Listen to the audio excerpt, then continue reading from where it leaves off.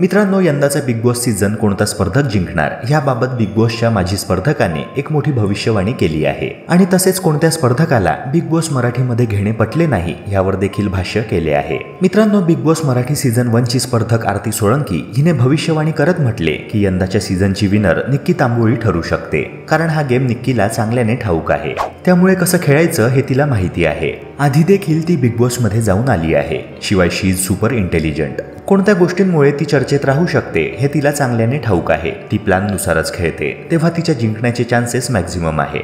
शिवाय निक्कीला दुसऱ्यांना यूज कसे करून घ्यायचे, आपले काम कसे करून घ्यायचे, स्वतः सेफ कसे राहायचे हे देखील चांगल्याने माहिती आहे।